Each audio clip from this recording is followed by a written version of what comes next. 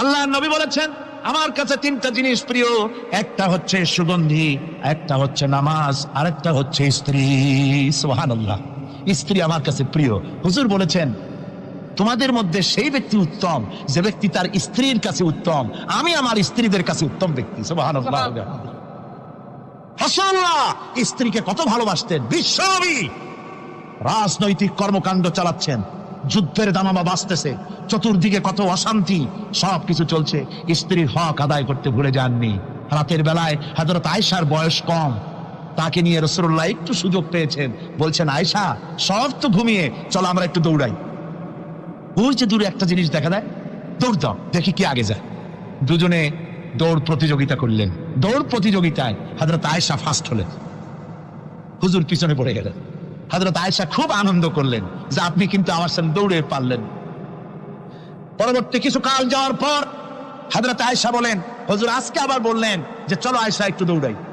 হযরত আয়েশা বলছেন যে সেদিনের তুলনায় আমার শরীর একটু, আমি মুটিয়ে গেছি, শরীরটি স্থূল হয়েছে, আমি আজকে দৌড়ালাম কিন্তু পারলাম না। রাসূল আগে চলে গেলেন, আমি হাঁপাতে হাঁপাতে যখন হুজুরের কাছে চলে গেছি, হুজুর তখন মুস্কি হেসে আমাকে বললেন আয়েশা ওই সেই দিনের জবাব আজকে দিয়া দিলাম। সুবহানাল্লাহ বিহামদিহি, সুবহানাল্লাহ বিহামদিহি। বিশ্ব নবী কত বড় আদর্শ বিশ্ব মানবতার জন্য। তিনি বলেছেন আরাফাতের ময়দানে রাসূলুল্লাহ বলেছেন তোমরা যেমন পড়বে তোমার স্ত্রীদেরকে তেমন পড়াবে, তোমরা যেমন খাবে তোমার স্ত্রীদেরকে তেমন খাওয়াবে, স্ট্যান্ডার্ড মেনটেন করবে। তুমি ভালো দামের কাপড় পরবে, স্ত্রীকে খারাপ দিবে তা নয়, অধিকার দুজনেরই সমান, স্বামী এবং স্ত্রী সমান অধিকার। কিন্তু আমরা তা বুঝতে পারি না, বুঝতে চাই না। আমরা অনেকে মনে করেছি বিয়ে যখন করছি তখন আমি তো নওয়াবজাদা নসরুল্লাহ খান আর বউ তো কেনা দাসী। না, সে কিন্তু দাসী নয়, তার মর্যাদা আছে, তার সম্মান আছে, তার সম্মান আপনাকে দিতে হবে। রাসূলুল্লাহ দিয়েছেন, আপনাকেও দিতে হবে। রান্না বান্না হতে দেরি হয়, কত গালাগালি শুনতে হয় নারীকে।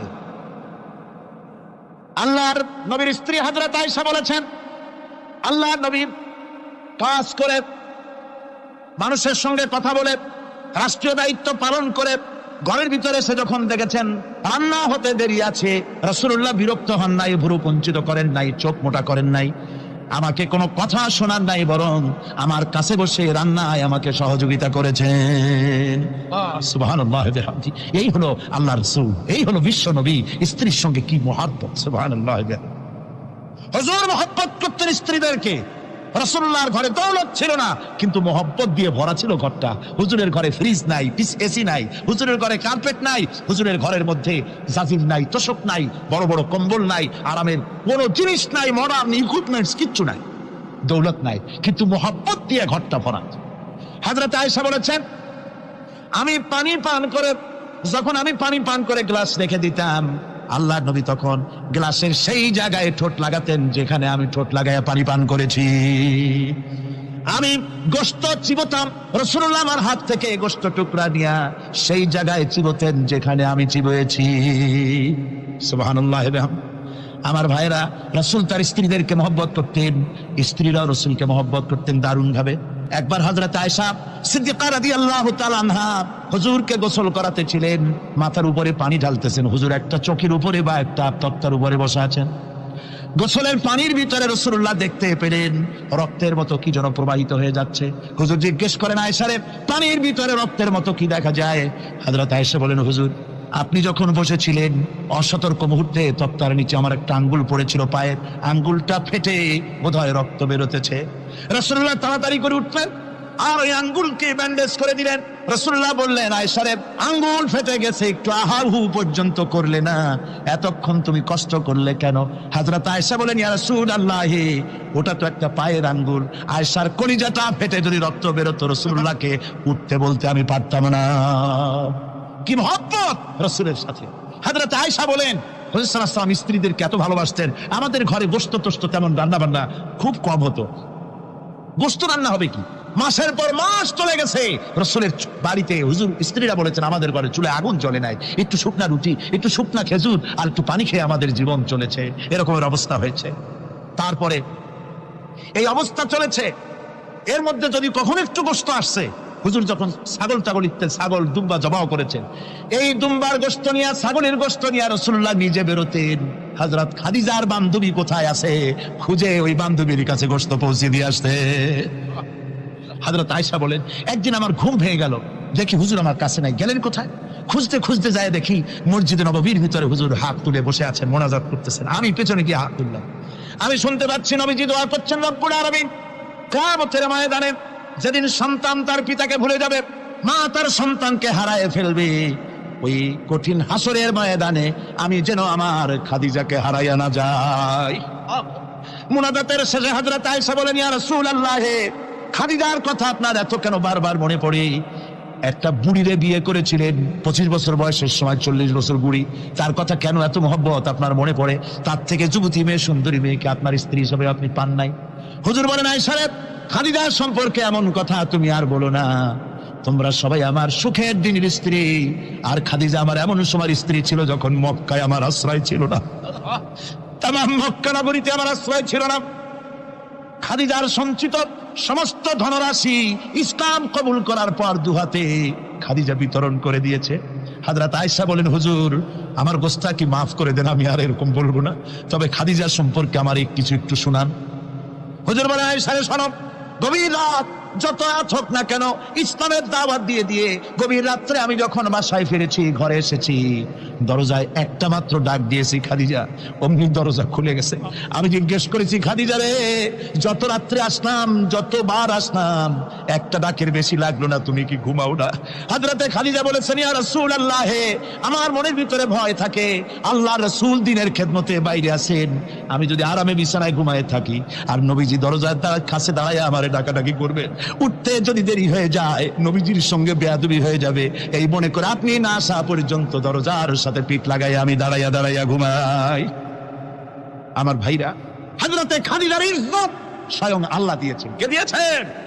হাদিস শরীফে এসেছে, রাসূলুল্লাহ জাবালে নূরে বসা, গারে হেরার ভিতরে বসা, হযরতে জিবরাইল রাসূলুল্লাহর সঙ্গে কথা বলতেছেন। একটু পরে হযরতে জিবরাইল বলেন, ইয়া রাসূলুল্লাহ, আমি আর এখানে বসবো না, আমি এখন চলছি। আমি দেখতে পাচ্ছি খাদিজা আসতেছে আপনার জন্য খাবার নিয়ে। খাদিজা যখন আপনার কাছে পৌঁছে যাবে, আপনি খাদিজাকে শোনায় দিবেন আল্লাহ রাব্বুল আলামিন খাদিজাকে সালাম জানাইছে। সুবহানাল্লাহ, সুবহানাল্লাহ। রাসূলুল্লাহর কাছে হযরতে খাদিজা যখন আসলেন, হুজুর বললেন, খাদিজা, আজকে তোমার জন্য দারুণ সুখবর। বলে কি?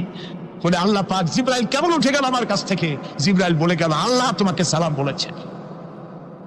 হযরত খাদিজা কেঁদে ফেললেন, বললেন, ইয়া রাসূলুল্লাহ, আমার নারী জন্ম সার্থক, আল্লাহ আমাকে সালাম বলেছে। এর জবাব কেমনে দিতে হয় হুজুর আমি তো জানি না, আপনি আমার পক্ষ থেকে আল্লাহর সালাম কিভাবে দেওয়া লাগে আপনি দিয়ে দিন, আমি তো বুঝি না কেমনে আল্লাহর সালামের জবাব দেব। হুজুর বললেন, খাদিজা, শুধু আল্লাহ নয়, জিবরাইলও তোমাকে সালাম বলে গেছে। হযরতে খাদিজা বললেন, হযরত জিবরাইলকে আমার সালামের জবাবটা ওয়া আলাইকুমুস সালাম বলেন। হযরত খাদিজার এই মর্যাদা ছিল। আমার ভাইরা, রাসূল পাক সাল্লাল্লাহু আলাইহি ওয়াসাল্লাম এভাবে মহব্বত করেছেন স্ত্রীদেরকে। সুতরাং স্বামী স্ত্রীর মহব্বত আল্লাহ জান্নাতি নিয়ামত। কি নিয়ামত? যে ঘরের মধ্যে স্বামী স্ত্রীর মধ্যে মিল মহব্বত আছে এটা বেহেশতের মতো, আর যেখানে মিল মহব্বত নাই এটা জাহান্নামের মতো। ঠিক কি? সুতরাং মহব্বত করুন, বেশি বেশি স্যাক্রিফাইস করুন, বেশি বেশি স্যাক্রিফাইস করুন। নারীদের ব্যাপারে বলা হয়েছে, পুরুষকে বলা হয়েছে অধিকার আদায় করো, সব ব্যাপারে সমান অধিকার, কিন্তু নারীকে একটা ব্যাপারে বলা হয়েছে, নারী শোনো, পুরুষের মর্যাদা তোমার চাইতে আল্লাহ রাব্বুল আলামিন বেশি দিয়েছেন। আর রিজালু কাওয়ামুনা আলান নিসা, নারীদের উপরে পুরুষের প্রাধান্য আল্লাহ পাক দান করেছেন। একদিন একজন সাহাবী বলেছেন, ইয়া রাসূলুল্লাহ, জংলি উট দেখলাম আপনার পায়ের উপরে সিজদায় পড়ে গেল, আপনি যদি আমাদেরকে অনুমতি দিতেন না আপনাকে আমরা সিজদা করতাম। আল্লাহর নবী বললেন, মানুষ মানুষকে সিজদা করা এ পারমিশন যদি আমি দিতাম তাহলে দুনিয়ার সমস্ত স্ত্রীদেরকে বলতাম তারা যেন তাদের স্বামীকে সিজদা দেয়। স্বামীর মর্যাদা এখানে বেশি। সুতরাং অধিকার সমান, কোনো সন্দেহ নাই, কিন্তু স্বামীর একটা আলাদা মর্যাদা আছে, সেই সম্মানও তাকে দিতে হবে। এরপরে এই সমান অধিকারের ভিত্তিতে স্বামী স্ত্রী চলতে থাকে, মাঝখানে আল্লাহ পাক তাদেরকে সন্তান দান করেন। আল্লাহ তাদেরকে, নারীকে লেখাপড়ার অধিকার দিয়েছেন, ইসলাম তাকে লেখাপড়ার অধিকার দিয়েছে, শিক্ষার অধিকার দিয়েছে। হযরত আয়েশা সিদ্দিকা রাদিয়াল্লাহু তাআলা আনহা শিক্ষয়িত্রী ছিলেন, হাফেজা ছিলেন, হাদিসের হাফেজা ছিলেন, কোরআনের হাফেজা ছিলেন, হাজার হাজার সাহাবায়ে কিরামদের তিনি ওস্তাদ ছিলেন। সুবহানাল্লাহ। নারীদের ব্যাপারে অধিকাংশ মাসালা হযরত আয়েশা সিদ্দিকা রাদিয়াল্লাহু তাআলা আনহার অবদান। সুবহানাল্লাহ। নারী যুদ্ধ করেছে, যুদ্ধের ময়দানে নারীর অধিকার আছে। নারী চাকরি করতে পারবে, নারী ব্যবসা করতে পারবে, নারী লেখাপড়া করতে পারবে, নারী সেনাবাহিনীতে যেতে পারবে, নারী সব করতে পারবে, কিন্তু পর্দার মাধ্যমে। একটা লোক গিয়ে কাঁদতেছিল মুসলমান হওয়ার পরও। হুজুর কয় কান্দো কেন? কই যে আমার গুনাহ কি মাফ হয়েছে? হুজুর বলেন হ্যাঁ মাফ হয়ে গেছে, কলেমা পড়ছো মাফ হয়ে গেছে। কয় যে হুজুর আমি তো মারাত্মক গুনাহ করছি। বলে কি? বলে আমার একটা মেয়ে, সেই মেয়েটাকে নিয়ে আমি ঘটনা লম্বা, আমি সংক্ষেপে বলতেছি। মেয়েটাকে ফাঁকি দিয়া তারা আমি মারবো, বুঝতে দেই নাই আমার বউরে। বললাম চলো বেড়াইতে যাই। মেয়েটা আমার সাথে সাজাই দিয়েছে, তার মা বেড়াতে নিয়ে যাবো এই কথা মনে করে। মেয়েটা কদ্দূর যায়, আবার আব্বা আব্বা বলে আমার দিকে ফিরে আসে, আবার পিছনে থাকে, আবার আব্বা আব্বা বলে জড়ায় ধরে। এইভাবে করতে করতে যখন নির্জন এলাকায় গেলাম, আমি পাহাড়ের পাশে গর্ত খোঁড়া আরম্ভ করলাম। গর্ত খুঁজি আর মাটি ছিটে এসে আমার দাড়িতে লাগে। বাচ্চা মেয়েটা আমার কাছে এসে দাড়ি দিয়ে ধুল ঝাড়ায় দেয়। আব্বা তোমার দাড়িতে ধুল লাগতেছে, তুমি এই কষ্ট করতেছো কেন? মেয়ে তো বোঝে না যে আমি তার জন্য কবর খুঁজতেছি। কবরটা খোঁড়া হয়ে যাওয়ার পর মেয়েটারে বান্ধা শুরু করলাম। মেয়ে এখন কাঁদতেছে, বাবা আমার বান্ধ কেন? আমি তারে বাঁধা জোরে ওর মধ্যে নিক্ষেপ করে দিলাম। মেয়েটা গর্তের মধ্যে বসে চিৎকার করে বলছে, আব্বা তুমি আমারে বাঁচতে দাও, আমি তোমারে বাপ বলে সমাজে হ্যাঁ করবো না, আমি ভিক্ষা করে খাবো, আমারে পাইলো না। লোকটি বলছি ইয়া রাসূলুল্লাহ, আমার মনে দরদ আসলো না। আমি একটা পাথর উঁচু করে আমার মেয়ের বুক লক্ষ্য করে জোরে মেরে দিলাম। বুকটা ফেটে রক্ত ফিনকি দিয়ে উঠলো, আর মেয়ের বুক থেকে আওয়াজ বেরোলো, আব্বা। আমার কানে যেন এখনো সেই আওয়াজ বাজে। হাদিস শরীফে এসেছে হুজুরের চোখের পানি দাড়ি ভিজে ভিজে জামার উপরে পড়তেছিল। হুজুর বললেন, আরে মানুষও পারে এইরকম কাম করতে।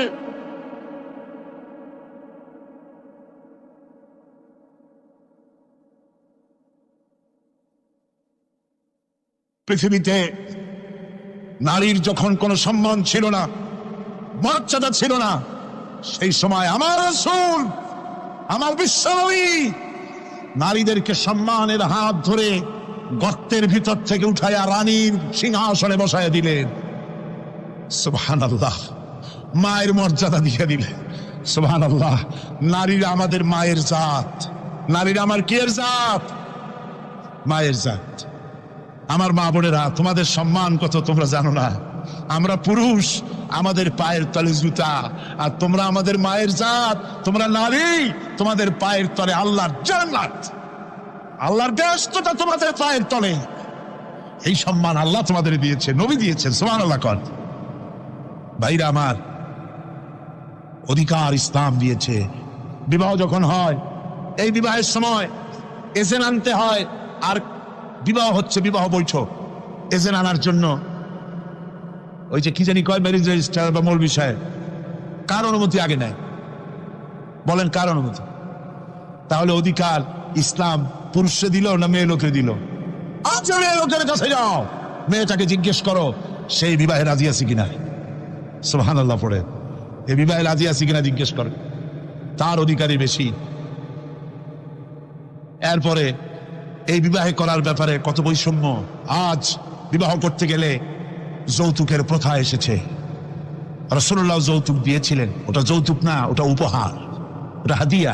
রাসূলুল্লাহ তোহফা দিয়েছিলেন হুজুরের জামাই। সুবহানাল্লাহ। কি জামাই?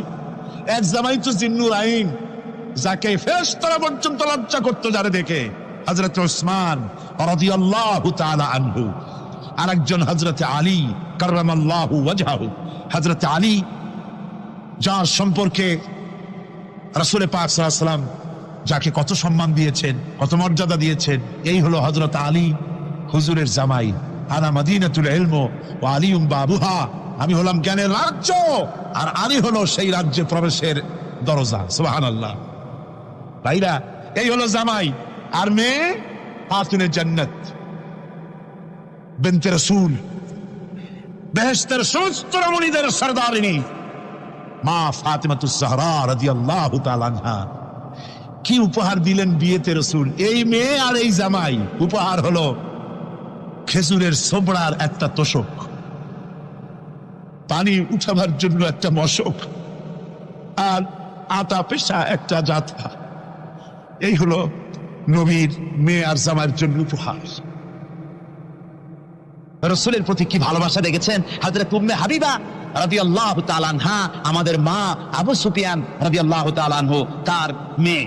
তার কাছে আবু সুফিয়ান তখনও কাফের, সেই কুফরি হালতে মেয়ের ঘরে গিয়েছেন। যাওয়ার পরে হযরত উম্মে হাবিবা বাপ যখন বসতে গিয়েছেন তখন উম্মে হাবিবা বলছেন যে আবা একটু দাঁড়ান। এই অবস্থায় দাঁড়াতে বলে বিছানাটা উল্টায়া দিয়া তারপরে বললেন যে বসেন। বাপ মনে খুব দুঃখ পেলেন। আবু সুফিয়ান বললেন, মা উম্মে হাবিবা, আমি তোমার পিতা, ভালো একটা বিছানা থাকলে তাই বিছায় দেওয়া উচিত ছিল, আর তুমি বিছানাটা উঠাইয়া তারপরে আমার খালি জায়গায় বসতে বললা, আমি তোমার ব্যবহারে আহত হলাম। হযরত উম্মে হাবিবা বলেন, আব্বা জান, নিশ্চয়ই আপনি আমার আব্বা, শ্রদ্ধেয় পিতা, কোনো সন্দেহ এতে নাই, কিন্তু আপনি একজন কাফের। আল্লাহর রাসূল যে বিছানায় বসেন সেই বিছানা আমি একটা কাফেরকে বসতে দিতে পারি না। সুবহানাল্লাহ। তিনজনের দোয়া কবুল হবে আল্লাহর দরবারে। তার মধ্যে একজন হলেন মাজলুম ব্যক্তি, যে ব্যক্তি অত্যাচারিত, যে ব্যক্তি মুসাফির, প্রবাসী, তার দোয়া কবুল হবে। আর মা বাপ যদি সন্তানের জন্য দোয়া করে, ওই দোয়া আল্লাহ রব্বুল আলামিনের দরবারে মঞ্জুর হয়ে যায়। আল্লাহ রব্বুল আলামিন মা বাপ সম্পর্কে বলেন, মা বাবের জন্য আমার কাছে দোয়া করবি বান্দারা, আমার কাছে দোয়া করবি। দোয়াটা আল্লাহ পাক শেখাচ্ছেন, রব্বিরহামহুমা কামা রাব্বায়ানি সাগীরা।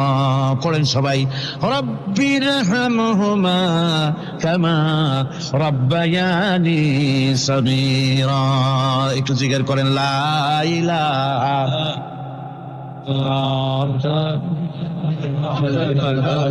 লা ইলাহা ইল্লাল্লাহ, লা ইলাহা ইল্লাল্লাহ, লা ইলাহা ইল্লাল্লাহ, লা ইলাহা ইল্লাল্লাহ মুহাম্মাদুর রাসূলুল্লাহ। আমার ভাইরা, আল্লাহ পাক শিখাচ্ছেন, বান্দা তোর মা বাপের জন্য আমার কাছে দোয়া কর। আল্লাহ রব, আয় আমার প্রভু, আমার মা বাপ যেমন ছোটবেলায় আমাকে স্নেহের কোলে লালন পালন করেছে, আয় আমার আল্লাহ, তুমি আমার মা বাপকে তোমার রহমতের কোলে লালন পালন করো। আল্লাহ শিখাই দিয়েছেন। আমার ভাইরা, প্রত্যেক নামাজের পরে এই দোয়াটা ভুলে যাবেন না। ভুলে যাবেন? ভুলে যাবেন? আমার ভাইরা, আমার وَوَصَّيْنَا الْإِنسَانَ بِوَالِدَيْهِ إِحْسَانًا حملته أمه كرها ووضعته كرها। আল্লাহ পাক বলেন, আমি পৃথিবীর সমস্ত মানব মণ্ডলীকে উপদেশ দিয়েছি, মা বাপকে সম্মান করো, শ্রদ্ধা করো, তাদের উপকার করো। তার কারণ হলো তোমার মা তোমাকে গর্ভে ধারণ করেছে অত্যন্ত কষ্টের সাথে। আল্লাহ বলতেছেন, মা তোমাকে গর্ভধারণ করেছে অত্যন্ত কষ্টের সাথে, এরপরে তোমাকে ডেলিভারি করেছেন অত্যন্ত কষ্টের সাথে, তোমাকে ডেলিভারি করেছেন। গভীর রাত্রে মানুষ সব ঘুমিয়ে যায়, গর্ভবতী মা ঘুমাতে পারে না, সন্তান পেটের ভিতরে হাঁটু দিয়া গুঁতা মেরেছে, পা দিয়া লাথি মেরেছে। মা চরম শীতের রাত্রে, প্রচন্ড শীতের রাতে গায়ের লেপটা সরাই দিয়া মা একবারে দাঁড়ায় আর একবারে বসে, একবারে দেওয়ালের সাথে হেলান দিয়া দাঁড়ায়, কষ্ট করে রাতটায় কাটায় দেয়। আবার সারাদিন সংসারের জন্য কাজ করেছেন, রান্না বান্না করেছেন, মা সকলকে খাওয়াইয়া মা শেষের দিকে খেতে গেছেন। যখন নিজে খেতে গেলেন, আবার পেট ক্ষুধা নিয়ে খেতে বসেছেন, পেটের ভিতরে সন্তান লাথি মেরেছে, পেটের মধ্যে ঘুষা মেরেছে, হাঁটু দিয়া গুঁতা মেরেছে, ভরা পেটে পেটের ভিতরে সন্তান গুঁতা মারলো হাঁটু দিয়া, মাথা দিয়া। মা ক্ষুধা রয়েছে, পেটে খেতে পারলেন না, বেদনা শুরু হয়েছে। খাবারের থালাটা ঠেলে দিয়ে মা দাঁড়ালেন, বসলেন, চোখের পানি ফেললেন। এভাবে করে মা একটা দুইটা দিন নয়, 10টি মাস পর্যন্ত সন্তানটাকে পেটের মধ্যে নিয়ে, একটা জীবিত মানুষ আর একটা জীবিত সন্তান পেটের মধ্যে নিয়ে নড়াচড়া করছেন, চলাফেরা করছেন। কিতাবের মধ্যে এসেছে, রাতের বেলায় মা যে ঘুমাতে পারেন না, সন্তানের নড়াচড়ার কারণে রাতভর ইবাদত করলে যত সওয়াব পাওয়া যেত, আল্লাহ ওই সওয়াব মায়ের আমলনামায় লিখে দেন। সন্তান পেটে থাকার কারণে খেতে পারে না, পেট ভরে, ক্ষুধায় কষ্ট পায় মা, এই জন্যে 10 মাস ধরে রোজা রাখলে যে সওয়াব হতো আল্লাহ রাব্বুল আলামিন মায়ের আমলনামায় রোজার সওয়াব লিখে দেন। 10 মাস পরে গেল, সন্তান ডেলিভারির সময় চলে এলো, মায়ের মন বিমর্ষ, সন্তান ডেলিভারি হবে না জানি মরে যাই নাকি, না জানি অপারেশন লাগে নাকি, কি অবস্থা হবে। মা খেতে পারে না, মুখটা শুকায়া যায়। ডেলিভারির সময় যখন আসে, মতবের কাছ থেকে বিদায় নিয়ে যায়, স্বামীকে একান্তে গোপনে ডেকে নিয়ে বলে, প্রাণের স্বামী, দীর্ঘদিন একসঙ্গে ঘর কন্যা করেছি, অপরাধ হয়ে যেতে পারে, আমারে মাফ করে দিও। আমার মনে হয় এবার আমি আর বাঁচবো না, সংসার থাকলো চাবি থাকলো সব বুঝে নাও, আমারে মাফ করে দিও। মা চলে গেল সতিকা গৃহে, ক্লিনিকে চলে গেল, অপারেশন থিয়েটারে চলে গেল, অথবা ডেলিভারির জায়গায় চলে গেল। ডেলিভারি পেইন শুরু হয়ে গেল, বেদনা শুরু হয়ে গেল। এক একটা বেদনা যেন মায়ের এক একটা মৃত্যু যন্ত্রণা শুরু হয়ে যায়। এমন যন্ত্রণা, প্রসব বেদনা দুনিয়ার ভুক্তভোগী মা ছাড়া আর কেউ জানে না। এই চরম বেদনার ভেতর দিয়ে, চরম কষ্টের ভিতরে মা যখন একটা বাচ্চা প্রসব করলো, জিহাদের ময়দানের মতো মা রক্তাক্ত হয়ে গেলেন, সন্তান দুনিয়ায় এলো। মা তখন অস্থির থাকেন, এত বড় বিরাট কষ্টের ভিতরে। আল্লাহ রাব্বুল আলামিন বলেন, সন্তান যখন ডেলিভারি হয়ে গেল, মায়ের মনের ভিতরে আমি তখন এই ফিলিংস, এই টেন্ডেন্সি জাগ্রত করে দিই, দেখ কি হয়েছে। মা তখন দেখতে চায় কি হয়েছে। মায়ের সামনে যখন এত কষ্টে হৃদয় বিংড়ানো, কলিজার 32টি নাড়ি ছেঁড়া যন্ত্রণার সন্তান যখন মায়ের চোখের সামনে আসে, আল্লাহ পাক বলেন, মা যখন তার ছেলের মুখের দিকে তাকায়, মেয়ের মুখের দিকে তাকায়, আল্লাহ বলেন 10 মাসের পেটে ধরা কষ্ট আর ডেলিভারির সব কষ্ট মায়ের মন থেকে মুছে ফেলে দেই। আল্লাহ রাব্বুল আলামিন বলেন, খবরদার দুনিয়ার মানুষ, এমন মায়ের সাথে নাফরমানি করবি না, এ মায়ের সাথে নাফরমানি করবি না, মাকে সম্মান করবি, মার কাছে দোয়া চাবি। দুনিয়ায় যদি সম্মান চাও, রিসপেক্ট চাও, মায়ের পায়ে ধরে কাঁদো। মায়ের জাতি অনেক সম্মান তার। রাসূল করিম সাল্লাল্লাহু আলাইহি ওয়াসাল্লামকে প্রশ্ন করা হয়েছে, হুজুর খেদমত করবো কার? হুজুর কয় মায়ের। তারপরে কার? হুজুর কয় মায়ের। তারপরে কার? হুজুর বলেন মায়ের। তারপরে কার? তোমার পিতার। 3 গুণ। তোর ভাইয়ের মর্যাদা 3 গুণ বেশি, তোর বাবার চাইতে মর্যাদা বেশি। সুবহানাল্লাহ পড়ে। আর আজকে ইসলামের শত্রুরা তারা বলে যে ইসলাম নারীর অধিকার আদায় করে নাই। নারীর অধিকার ইসলাম দেয় নাই তো কে দিয়েছে? আমার বন্ধুগণ, বিশ্বনবী জনাবে মুহাম্মদ রাসূলুল্লাহ সাল্লাল্লাহু আলাইহি ওয়াসাল্লাম মসজিদে নববীর ভিতরে বসে আছেন। এক বৃদ্ধা মহিলা মসজিদের মধ্যে প্রবেশ করলেন। হুজুর বৃদ্ধাকে দেখে দাঁড়ায় গেলেন, বিশ্বনবী বুড়ি মেয়ে লোককে দেখে দাঁড়ায় গেলেন। আল্লাহর নবী বুড়িকে দেখে দাঁড়ালেন। বুড়ি যখন কাছে এলেন, আল্লাহর নবী নিজের গায়ের চাদর বুড়ির জন্য বিছায়া দিলেন। বুড়ি বসলেন। এরপরে কথাবার্তা সারার পর বুড়ি যখন বিদায় হবেন, হুজুর আবার দাঁড়ালেন। বুড়ি মহিলা চলে গেলেন। সাহাবায়ে কেরাম বলেন, ইয়া রাসূলুল্লাহ, কিছুই বুঝলাম না, একজন বৃদ্ধা মহিলার জন্য বিশ্বনবী দাঁড়ান আর গায়ের চাদর বিছান, আমরা বড় আশ্চর্য হয়ে গেলাম। নবীজি বলেন, ও আমার সাহাবীরা, তোমরা জানো না, এই মহিলাকে চিনতে পারো নাই? আমি আমার মায়ের দুধ আমার জীবনে কিসমতে তেমন হয় নাই। আমি আমার মায়ের দুধ তেমন কিসমতে পাই নাই। যার বুকে দুধ খেয়ে, যার কোলে কাখে চড়ে আমি বড় হয়েছি, আমার সেই দুধ মা, ইনি হযরতে হালিমাতুস সাদিয়া, আর সেই দুধ মা। রাসূলুল্লাহ নিজে সম্মান দিয়েছেন মায়ের। খবরদার, মাকে অসম্মান করবেন না, মাকে সম্মান করবেন, মাকে শ্রদ্ধা করবেন। আমার বন্ধুগণ, আলেম ওলামা পীর বুজুর্গদের জন্য হাদিয়া তো দেন, আপনারা কোনো নিষেধ নাই, দেন। হাদিয়া দেওয়া সুন্নত, নেওয়া সুন্নত, দিবেন, আমি কোনো নিষেধ করি না।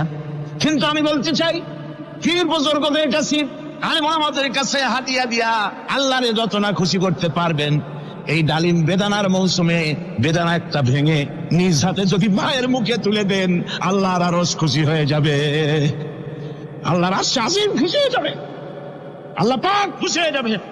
মায়ের খাওয়াও, বাপ খাওয়াও, তোমার সবচেয়ে বড় প্রিয় জিনিস।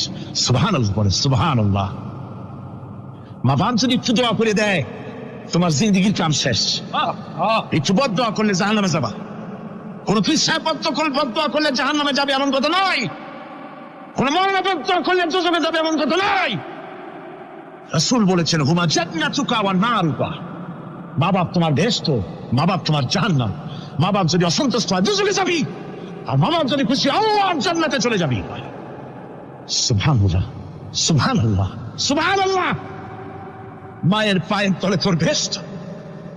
আমরা পুরুষ, আমাদের গত বছর বলেছি আমরা পুরুষ, আমাদের পায়ের তলে জুতা, আমাদের পায়ের তলে কি শুধু জুতা।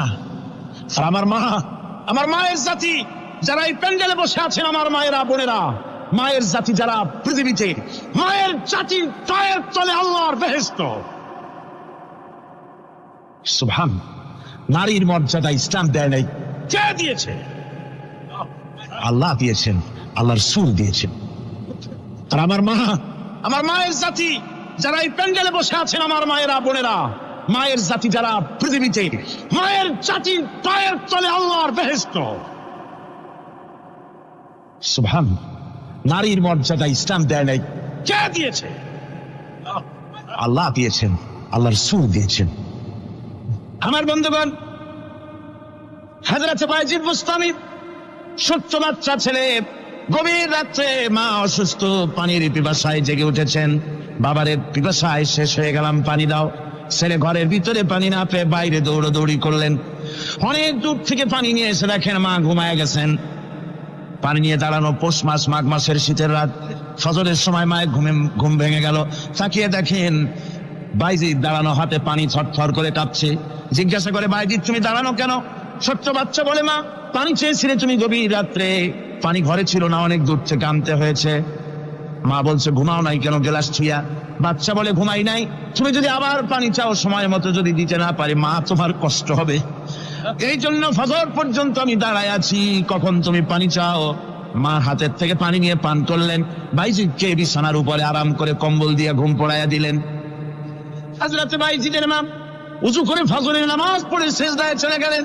চিৎকার মেরে কেঁদে বলেন, আমার রব, আমার আল্লাহ, আমি আমার বাইজিদের মা, আমি মা হয়ে বাইজিদের জন্য দোয়া করি। বাইজিদ আমার জন্য আজকে যা করেছে, আমি মা, আমার কলিজা ঠান্ডা হয়ে গেছে। হায় আল্লাহ, আমি বাইজিদের জন্য দোয়া করি, তুমি তাকে সুলতানুল আরিফিন বানাইয়া দিও। মঞ্জুর হয়ে গেল আল্লাহ পাকের কাছে দোয়া। আমার ভাইরা, আল্লাহ পাক বলছেন খবরদার, আমার ইবাদতের পরে মা বাপ, আল্লাহর ইবাদতের পরে কারা? মা বাপ। মা বাপকে সম্মান করো, শ্রদ্ধা করো, মহব্বত করো, কিসমত খুলে যাবে, কিসমত খুলে যাবে। মা বাপকে সম্মান করো। হযরত আবু হুরায়রা রাদিয়াল্লাহু তাআলা আনহু রাসূলের সামনে এসে কাঁদতেছেন। হুজুর বলছেন, আবু হুরায়রা কাঁদো কেন? কাঁদো কেন? রাতের বেলা কাঁদো। হযরত আবু হুরায়রা বলছেন, হুজুর আমাকে মা মেরেছেন। হুজুর বলছেন, মা মারলো কেন? কোন অপরাধ করেছো? কোন গোস্তাখি করেছো? আবু হুরায়রা বলছেন, না হুজুর, কোন গোস্তাখি করি নাই, তবে মারলো কেন? হযরত আবু হুরায়রা বলছেন, হুজুর আমি আপনার দরবার থেকে ফিরতে রাত হয়ে গিয়েছিল। মা জিজ্ঞেস করলেন, আবু হুরায়রা এত রাত্রে কোথায় ছিলি? বললাম, আমি ছিলাম যে কদম চুমতে পারলে দুনিয়া ধন্য হয়, সেই দরবারে নববীর কদম মোবারক থেকে আসতে আমার দেরি হয়েছে। আমার মা মুশরিকা, আপনার নাম শুনে তার গায়ে আগুন জ্বলে উঠলো, আমাকে ধরে মারা আরম্ভ করলো। বলল, হয় আমার বাড়ি ছাড়বি, আর না হয় মুহাম্মদ সাল্লাল্লাহু আলাইহি ওয়াসাল্লামের দরবার ছাড়বি। আমি বললাম, আমার মা, তুমি বুড়ি মানুষ, তোমার গায়ে যত শক্তি আছে সমস্ত শক্তি দিয়ে আমারে পিটাও, আমারে মারো। মারতে মারতে আমাকে বাড়ি থেকে তুমি বের করে দাও। তোমার বাড়ি শুদ্ধ, তাম দুনিয়া ছেড়ে দিতে পারি, আল্লাহর নবীর কদম মোবারক ছেড়ে দিতে পারি না। হুজুর আমার মা আমাকে গলা ধাক্কা দিয়ে বের করে দিয়েছেন। হুজুর বলছেন, আবু হুরায়রা তোমার মা তোমাকে মেরেছে, তুমি আমার কাছে নালিশ করছো? আমার তো এখানে ইন্টারফেয়ার করার কিছুই নেই। সুবহানাল্লাহ, সুবহানাল্লাহ। মা তোমাকে মেরেছে, এখানে আমার করার কিচ্ছু নাই। বিশ্বনবী বলছেন, এত বড় পাওয়ারফুল নবী, লেজিসলেটিভ পাওয়ার, সারে আল্লাহ তাকে বানিয়েছেন শরীয়ত প্রণেতা।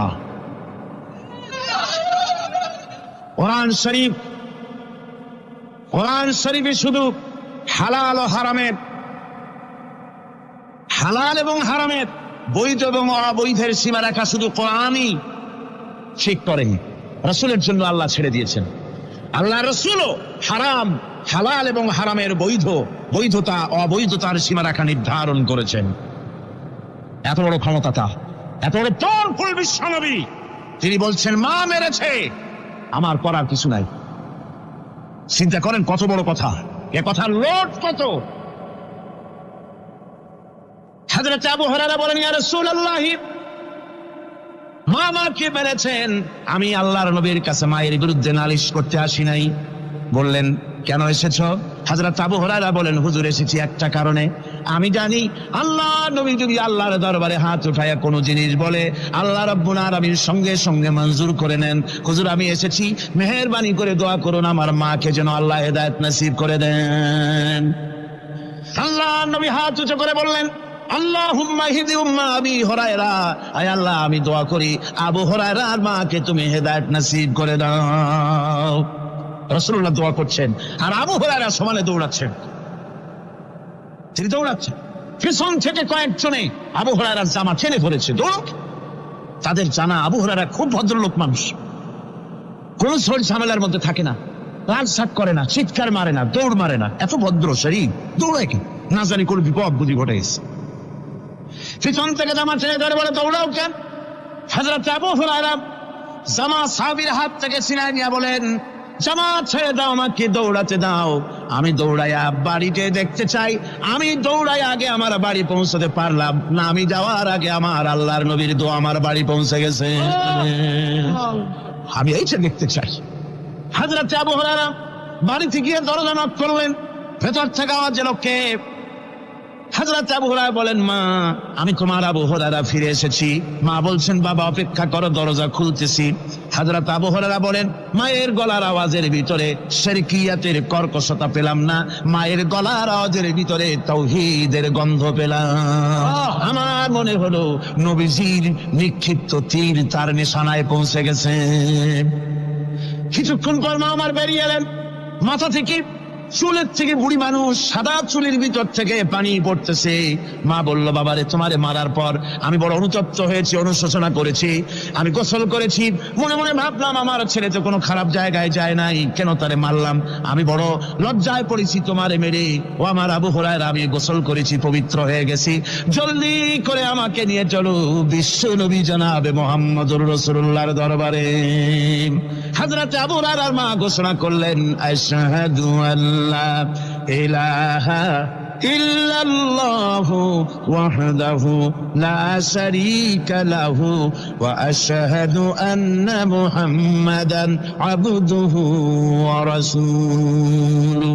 আমার ভাইরা, মা বাপ সবচেয়ে সম্মানের জিনিস, আল্লাহর ইবাদতের পরই মা বাপের খেদমত করতে হবে। আল্লাহ পাক বলছেন, বান্দারে দেখ, মায়ের পেট থেকে আনলাম, মায়ের বুকের মধ্যে মহব্বত পয়দা করলাম, এত মহব্বত দিলাম তোর উপরে, যে কোনো বিদেশে যান, যেখানে যান, বাড়িতে ফিরলে পরে সকলে ছেলে মেয়ে ভাই বোন সবাই দেখবে সুটকেসে আমার জন্য আনছে কি, সবাই চিন্তা করবে আমার জন্য কি এনেছে। একমাত্র মা সন্তানের মুখের দিকে তাকাবে কখন খাইছে সে। সুবহানাল্লাহ, সুবহানাল্লাহ, আমার বাসার মুখখানে শুকনা, তুই বুঝি আজকে কিছু খাইস নাই। বিদেশে যেসব সন্তান থাকে, মা টাকা কবুতরের মতো ছটফট করে। আমার ছোটবেলার কথা আমি দেখেছি, শশীরা মাদ্রাসা পড়তাম, আব্বা টাকা দিতেন মাদ্রাসায় যাওয়ার সময়, আবার মা আবার মুরগির ডিম বিক্রি করা, বিভিন্ন জিনিস বিক্রি করা বা বাজার করা পয়সা, উদ্বৃত্ত কিছু পয়সা আব্বার অজান্তে আমার হাতের মুঠার মধ্যে দিয়ে দিতেন। যখন মাদ্রাসার দিকে রওনা হয়েছি, পর্দার আড়াল থেকে দরজা থেকে দেখতাম, যতক্ষণ তাকায় দেখতেছি চোখ থেকে পানি দল করে পড়তেছে। সুবহানাল্লাহ, মা কি জিনিস! আল্লাহ আল্লাহ আল্লাহ। বিদেশে যদি কারো সন্তান মারা যায়, সবাই জানার আগে কবি বলতেছেন, বিদেশে বিরাজ্যে যার পুত্র মারা যায়, পশু পক্ষী না জানিতে আগে জানে মা, মায়ের কই যান তারে চাও লেগে যায়, মা বুঝতে পারে আমার সন্তানটা নাই। আহারে মা! আমার বন্ধুগণ, মা যার বেঁচে আছে বেয়াদবি করেছেন, পাও ধরে মাপ নিয়ে নেবেন, পাও ধরে মাপ নিয়ে নেবেন।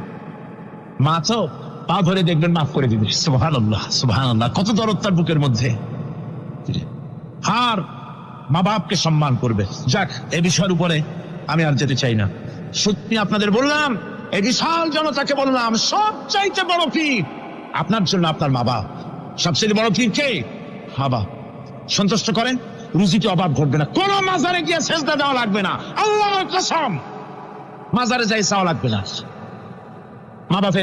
মা বাপকে খেদমত করেন, মা বাপকে খুশি করেন, মা বাপকে খাওয়ান, হাদিয়া দেন, মা বাপ খুশি, রুজিতে বরকত হবে, ব্যবসায় বরকত হবে, ঋণগ্রস্ত থাকবেন না, সম্মান আল্লাহ বাড়াই দিবেন। সুবহানাল্লাহ বিহামদি, রাসূলুল্লাহর হাদিস। এই জন্য আমি অনুরোধ করব, মা বাপকে সম্মান করবে।